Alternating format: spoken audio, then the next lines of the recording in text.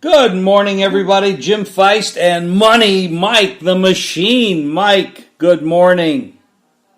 How we doing, Big Jim? I don't know about your weekend. I think you were on the right side for a little bit. I had a little down week 2 and 4, but it keeps me at 36-19, which is respectable. So we'll see what happens this week. I got a handful of games, and we're proceeding along. We're up to week 10, and let's see what happens. Let's see if we can give the people some winners starting tonight with Tennessee. That's who I'm leaning there. It's a play. I got their bad number. I laid 2 with them. Now they look like they're +1. So, like you said, all the smart money's coming on the Colts. But I just can't bet Rivers. I watched him Sunday, and I think he's still mediocre. Tannehill, they got Henry going. They're in first place in that division, and they didn't have to travel. They were home Sunday, and they're a good home team. The Colts, I was reading, Hilton may play, but you never know what he's going to do.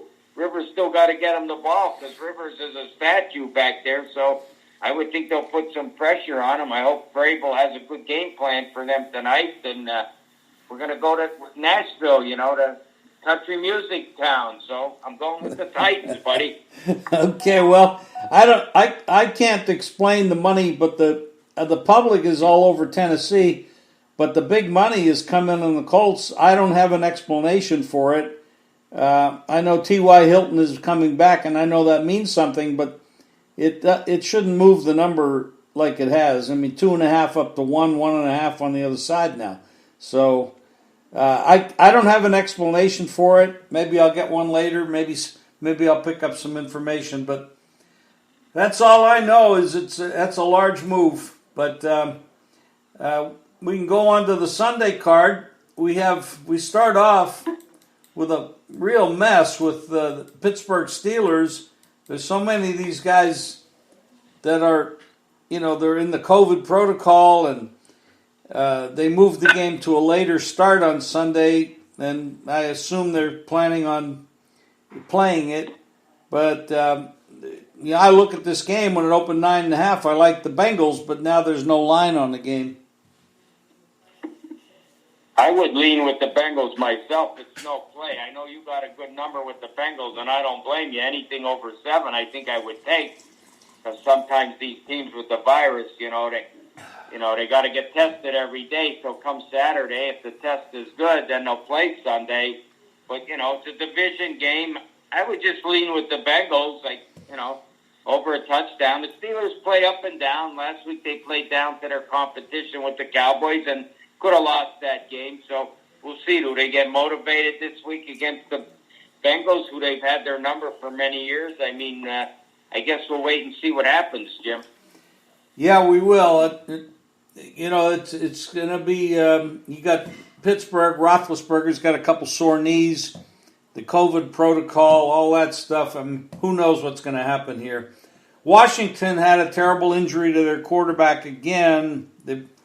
They've had some problems over the years with quarterbacks getting really hurt. Kyle Allen got really hurt in that game, and they're going to the Lions. Of course, the Lions, you got Stafford with the concussion protocol coming off the COVID week. These are 2 bad football teams, and there's no line on it. There's really nothing unless you have something you want to add in there. There's no line on it. There's no line on it. I have nothing. Yeah, skip that game. I have nothing on that game, Jim. The Texans go to the Browns. The Browns are 2.5 up to 3.5. The totals come down from 54 to 49. The winds and the rain. The wind is supposed to be very high. The rain is also there, and it could turn into snowflakes or something like that. But they're on Lake Erie, and it can get nasty there. Yeah, well, I'm going to play the Browns -3. Nick Chubb is coming back, so between Chubb and Hunt, they should run the ball more than they throw it. If it's windy, don't put it in Baker's hands. Houston's coming in. Their running back Johnson that they got in a trade from the Arizona is not playing, so he's in concussion protocol. So the only runner will be Deshaun Watson. So he's going to he's going to have to beat you with his feet and with his arm, and I don't see it with the wind, like you're saying, because that stadium, when you got the wind and a little rain or whatever, it's hard to play there. But the Browns coming off a bye, like I said, I laid 3 with the Browns. It's a big game for the Browns. They want to stay in that playoff hunt. The Texans are just playing out the season. They're 2-6. They fired the coach, so where the momentum or where they get fired up about this game, I don't know. Maybe J.J. Watt will be fired up, but I can't see the Browns not covering this spread, Jim. Well, J.J. Watt, the rumor is that he wants to get out of Houston. He wants to be traded, and he probably will get traded because that whole franchise is falling apart. You had O'Brien there for years. They should have never kept him, and that kind of messed it all up. Jacksonville with the backup quarterback at 1-7. They're going to Green Bay. This is another situation where the wind is going to be very high. I mean, Cleveland and Green Bay are not that far apart. It's the same weather front. The winds are predicted to be in the 20s with gusts that are higher. Of course, we're talking about this on Thursday, so you never know what's going to happen by Sunday. But the Jaguars backup quarterback against Aaron Rodgers. The line on the game's 13.5. Total is 50, down from 53. And that's, I don't know. You have anything on that game? I have no opinion. It probably will be like with the Steelers and the Cowboys this past week. They can name their score if they want to, but you can't get too lax on these bad teams because, they show up and play. This kid that's playing quarterback for Jacksonville is probably looking to get a spot somewhere, so I would never lay double digits. No, I'll pass, Jim. Okay, we'll go to the next game. It will be a division game. We got a division road favorite, home dog. Eagles at the Giants. Eagles are 3.5, and total is 44.5. It was 41. Anything here? Yeah, I made a play on the Giants plus 3.5, Jim. I think they're the best 2-7 team in football. I mean, they almost beat them in Philadelphia a few weeks back. You have Wentz. He's the turnover king. He's in the lead with 16 or 18 turnovers between fumbles and interceptions. I like the way the Giants are playing. They almost beat Tampa at home. They beat the Giants this past Sunday. The defense is playing very good. I guess they're getting Joe Judge's message. He came from the Belichick tree, so he has some credentials there. And, home dog plus 3.5. Plus, this is going to be a teaser. I'm going to play a teaser this week. Last week I passed, but I'm going to throw in the Giants plus 10.5. I'm going to throw in Buffalo plus 9. I'm going to throw in Seattle plus 8.5. And I'm going to play the Ravens even. I'm going to play a 14 7-point teaser, Jim, for the boys out there in Luzerne County. But I'm going to go with the Giants at the Meadowlands. I've been there many times to see games, so I'll take the 3 with the hook. No problem there, Jim. I agree with you there. The Panthers are going to host the Tampa Bay Buccaneers, who I cannot understand what the hell they were doing on Monday night. I'm glad they lost because I had the Saints, but I never expected 38-3, for God's sake. That was amazing. It was a terrible performance all around. I was on the wrong side, but that was a terrible performance. You run the ball 4 or 5 times. You have Jones. You have Fournette. They kept chasing that touchdown, and the Saints kept scoring, and they kept chasing it. They're not built that way. They should be a running team more than a passing team. The Tampa Bay. I think they made a mistake getting Brown. Nothing to do with last Sunday's game, but that they have plenty of receivers.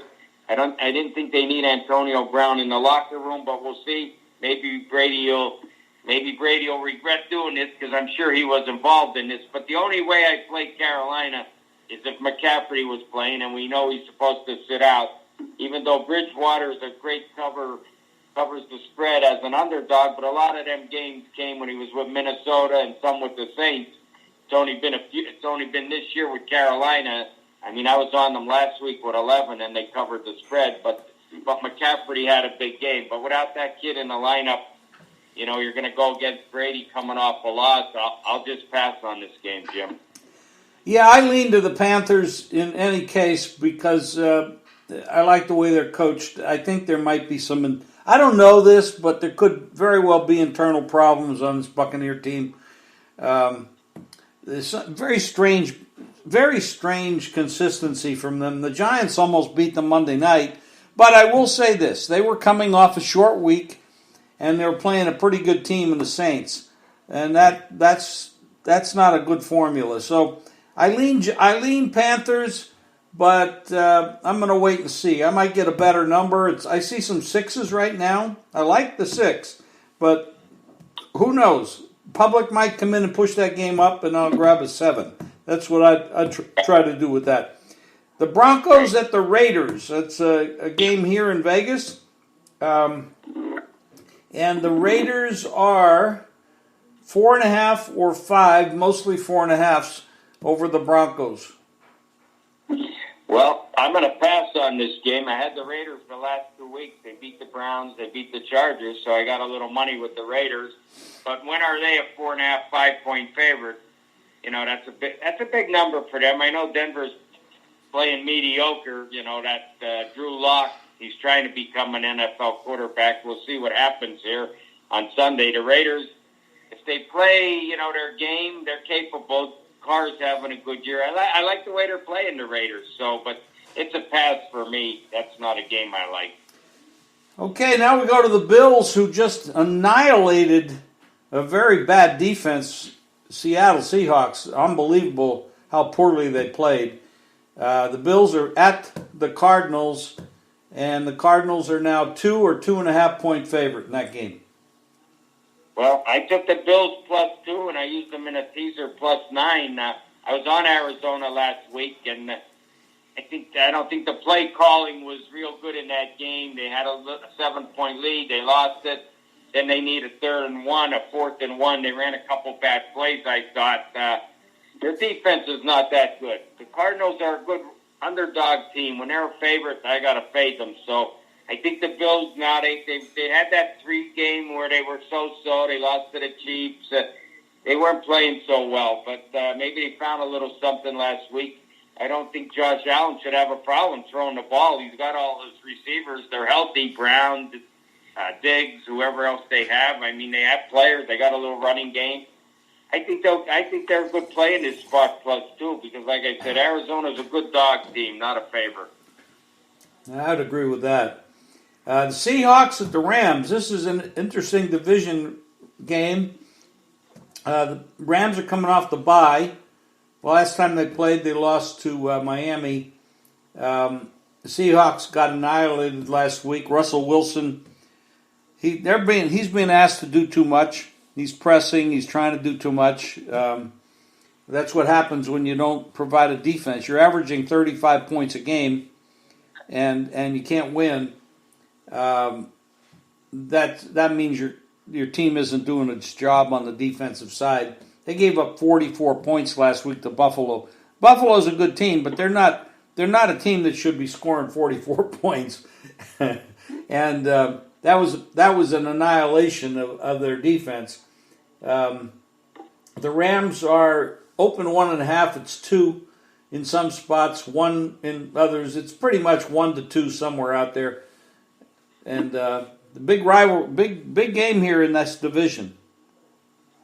Yes, it is, Jim, and I'm going to go against my Rams because I like Wilson off a loss. I took 1.5 with Seattle, and I used them in a teaser +8.5. I mean, now you got Dunlop coming to play in his second game at defense for Seattle. Adams is back now, so maybe we'll see what Ken Norton can come up with a little game plan because the Rams do give them fits. Seattle, they played them tough. I know it's a big game. I don't know the status on some of the Seattle running backs. Hyde and Carson, I don't know if they're back this week. That kid Dallas isn't bad. They put a lot on Russell's shoulders, and I mean, 9 out of 10 times he can perform. But I'm going to take that short line because I don't like when a home team's not even given 3. It tells me they're a little weak, and the weather will be fine in L.A., so it's supposed to be a warm weekend. It just depends on, how Seattle with Wilson, like I said, I don't know if any of them running backs are finally coming back this week. That would definitely help Seattle. But I look for a better defensive performance this week. Well, it can't get any worse. So here's what I got on the injuries. Carlos Hyde, he's got a hamstring and he's questionable. Chris Carson, he's got a foot injury and he's questionable. That doesn't tell me much. I do know that they have had limited practices this week. So I don't have anything definitive. But at least they have practiced a little. They have a very long injury list, I will tell you that. Of course, so do the Rams. Rams have injuries as well. So it's that time of year. And then, of course, with the COVID, we've had, on top of injuries, we've had to deal with that. But there doesn't seem to be anything in this game. This is this is going to be a hell of a game. I mean, you got the matchup of these coaches. Seattle's going to have to put pressure on Goff. You put pressure on Goff, you can beat him. He's not that good under pressure. But with their defense, I don't know that they can pressure anybody. We're going to have to see them. And they're going to have to turn around this defensive performance from last week. That was exceptionally bad. I've never seen anybody play defense that poorly. You're right. And I don't know if you can turn that around. I mean, you still need players to play well, and like you said, they have a couple guys back, but they played last week and they didn't look very good. So that's gonna be interesting. Next game is the 49ers at the Saints, and the Saints are big in this game. I mean, there's one spot, two spots, three spots just right now went to 10 on this game, and well, I'll tell you, that's a big number coming off the big game the other night.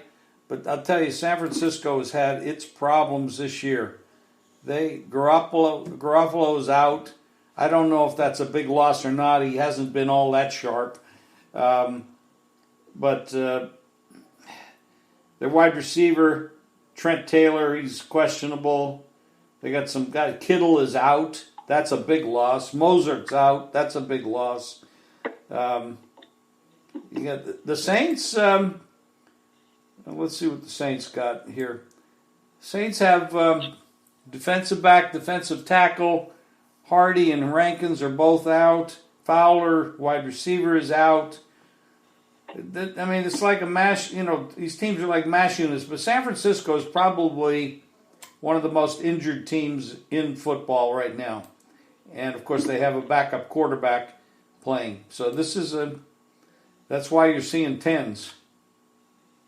Yeah, I hear you, Jim. I'm just going to pass on it. I know it's a division game and it's a high number. I think Kittle's more of a loss than Jimmy G, but the Saints coming off an emotional win, I think, I feel they'll win. What number it'll be, I have no idea. I wouldn't touch this game. Mullins is up and down, but Mostert's going to be back next week, I hear, so that'll maybe give them the running game back that they've been missing. So, that could be a little good news for the Niners going forward. But I would just skip this game, and the Saints should win, and whatever, by what score. And, I'm not going to really look into it much. So we'll just move along. Yeah, we're going to go with the next game is Baltimore at New England. Of course, I tell you, the biggest mystery in sports right now is these two teams that trade with Brady and now Belichick. I mean, you don't know what you're going to get week to week from either one of them. The Ravens are a 7-point favorite. They're not up in all the books. Some of the books took this game down for whatever reason, cautionary reasons they might have had, but I don't see it up at Pinnacle or Bookmaker or anything like that. I do see it at some other spots, and where it is, it's 7 leaning towards more, 7.5. That's what I'm seeing right now. Well, I took the Ravens in late 7. It's not something I normally do, take a road favorite of that amount, but I don't see much with the Patriots. I mean, they struggled with the Jets the other night. They could have lost that game very easily. I know they're at home, but Lamar Jackson, I hear he's not so happy with the offensive coordinator, and maybe they'll get things ironed out coming into this game. I mean, they played decent last week on the road. He had a great second half against the Colts, who supposedly have a nice defense, but he looked very good in that game, especially in the second half. I think they should be able to run the ball and score. Cam Newton, you don't know what you're going to get. I mean, it could be good, it could be bad. He doesn't have a lot of weapons. And the Ravens, I think, could name the score here. I mean, they got a good defense. If they want to play, and I think everybody should want to beat the Patriots. I mean, they've been losing to them for close to 20 years most of the time. I mean, the Ravens had a couple good games up there back when Flacco played. They won a couple with him and Rice and this and that to get to the Super Bowl and advance in the playoffs. But other than that, most teams have taken, been on the wrong side against the Patriots. So I think when a team has a chance and, to run up the score or, just come inspired to play, the champs, I think they do. And I think you'll see a good effort Sunday night from the Ravens. The weather, whatever it is, shouldn't bother them. So we'll see what happens, Jim. I don't see any bad weather predicted right now. Anyway, the Chargers go to the Dolphins, and this is a very interesting situation. You have two young quarterbacks, both are looking pretty good. Tua had the one good game. The other game he didn't have to play much because the defense did so well. Miami's been on a roll. They're 5-3. They are a contender. I mean, they could end up getting in the playoffs with that kind of a record. And right now, they'd be actually favored to get into the playoffs. They're a home favorite, 2.5 point home favorite. They're going against the Chargers, who are absolutely a nightmare to try to figure out. And they have Herbert at quarterback. He's having an excellent rookie year. So like I said, they've got rookie against rookie here. But, man, I'll tell you, this Charger team finds ways to lose. It's just unbelievable how they do it. Yeah, I hear you. I'm on the Dolphins. I normally don't play these kind of games with that kind of number, but these are two teams going in opposite directions. The Dolphins, they have a better coach. They got good defense. Tua showed up last week. And I think every week he's going to improve little by little. The weather will be nice, which doesn't matter to the Chargers. They're used to warm weather. I mean, Herbert is playing good, like you said, but Anthony Lynn, I think it's time for him to go find a different job because you're going to ruin this kid, Herbert. He needs a better coach. You can't let this kid with all this talent go to waste. But Bosa's not playing, so their defense isn't as good as it's been in the past, the Chargers. And like you say, they find ways to lose games. And it's a big game for Miami. They haven't been in this position where they got a good playoff shot, and I think they've won 3 or 4 in a row. And I really look for them to have a big game here.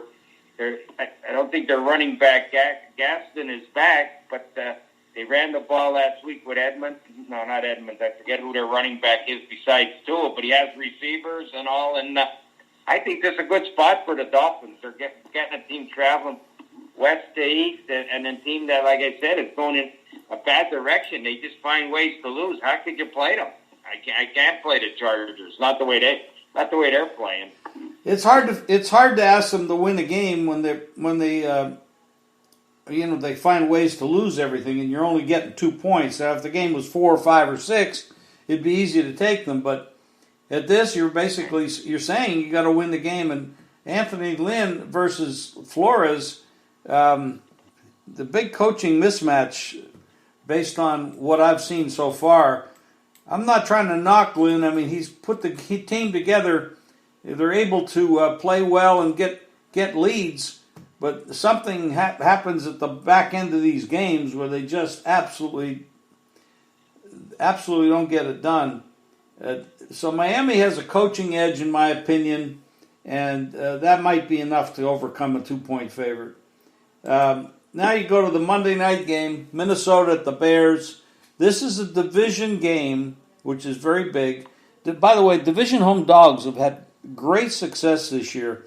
I don't know exactly what the record is, but 12-1 ATS or something along those numbers, depending on.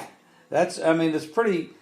These division home dogs have always been successful over the years, but they're running pretty hot right now. The Bears are absolutely horrendous. Their offense is terrible.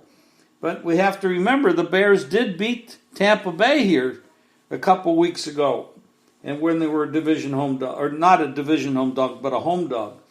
Minnesota, Dalvin Cook has been going crazy. Kirk Cousins, I believe, has a very bad record when he goes up against the Bears. He's not very good. He's a marginal quarterback at best. But their running back, Cook, has been going crazy.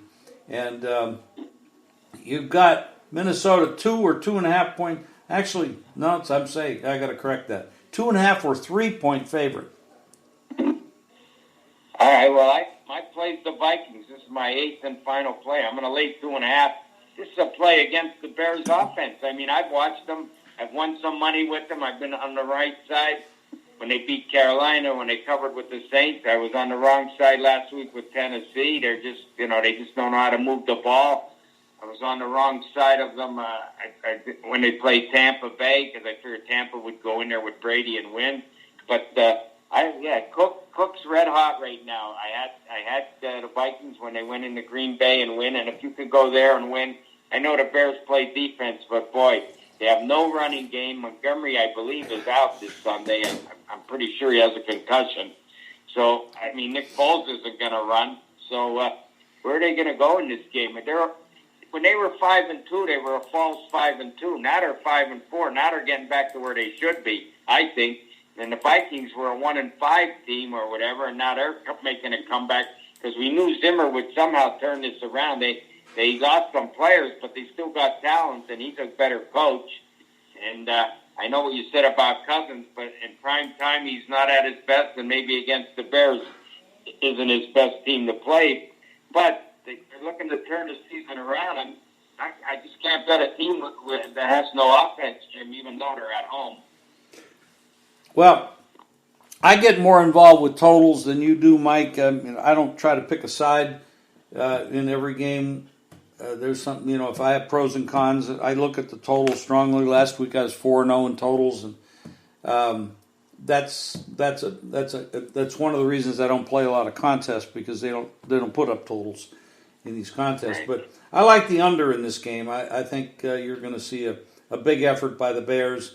And the other thing is, and I'm going to now granted, when you're predicting weather, you're getting predictions 4 or 5 days in advance, but it is going to be cold and it is going to be windy there.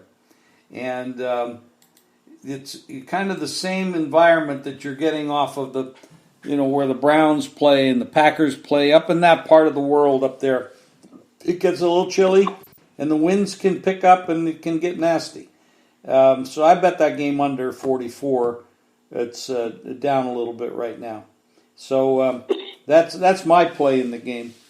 And anything else? I mean, we got half the college card this week has been postponed due to COVID. I mean, my God, the SEC. I think they might have just canceled. I don't know. I don't think college football should have ever started this year. And with this, the pandemic is going nuts. We got almost 200,000. Not quite, but we're getting up near 200,000 cases a day in the United States. We got to pin this thing back in order to get back to normal in some way, shape, or form. I hear you, Jim, but get back to these pro games where you're saying about the weather with the wind. So in those games, you look for the running teams. So I took the Browns because they have Chubb and Hunt. The Texans have nobody. Johnson's out. He got a concussion Sunday. You look at the Vikings. They have Cook. They can run the ball. The Bears don't have a running back. The Packers have Jones and other players to run the ball. That's if these coaches are smart enough to figure that out when they're throwing the ball and the wind's taking it here and there, which me and you could figure it out, and we're no coaches making millions of dollars. So we hope that when we do that, because that's the smart way to play, run the ball, run the clock, you keep, like Browns, you keep Deshaun Watson off the field. The Vikings, well, Nick Foles, I don't know now if he's on or off the field to me. So I would run with Cook and, listen, he had one good year, I think 27 touchdowns, a couple of interceptions with the Eagles. Then he had that Super Bowl win. Well, that's another story. But other than that, he's mediocre. you know, and, you know, he got a lot of money because of what happened with the Super Bowl. But the Bears, you know, I hear about Nagy and I hear about a lot of coaches. I mean, I don't know if I like anybody, I'll tell you the truth, but I don't think Nagy's I don't think he's a bargain. I'd rather take Zimmer any time against him in a game. So, college, I always play a couple games, 2-3 games. I'm holding my own, but you're right.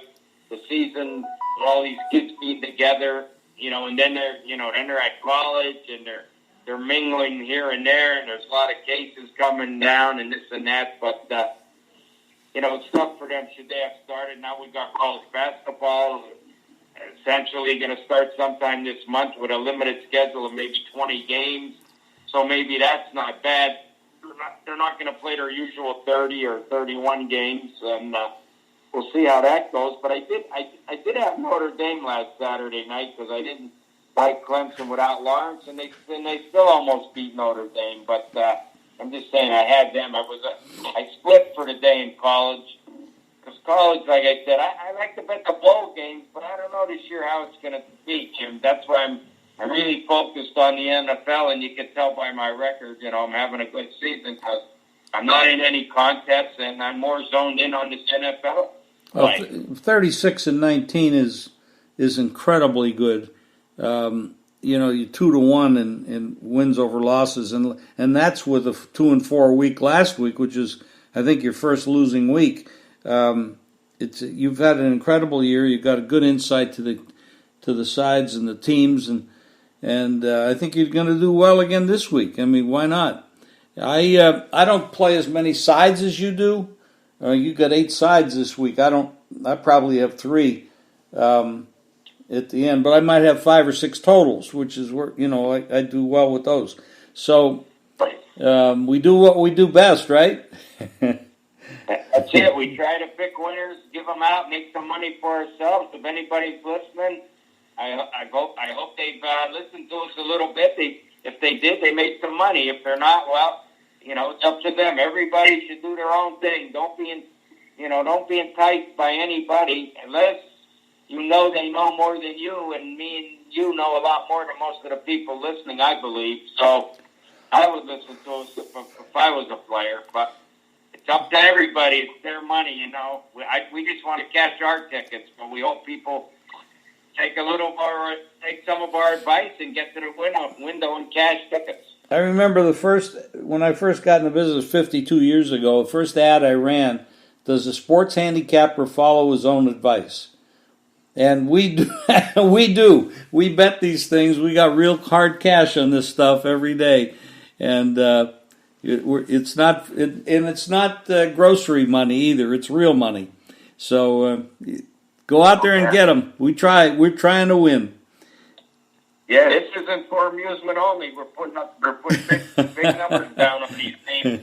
Believe me. So, like Jim said, go out and enjoy. And if you dare to get into the game and make some wagers, we wish you the best. Thank you, Mike. Have a good week. You too, Jim. Take care, buddy. Thanks. Bye-bye. Enjoyed the podcast today, and we give you a lot of winners, and we're very confident in our stuff, and go out there and make some money.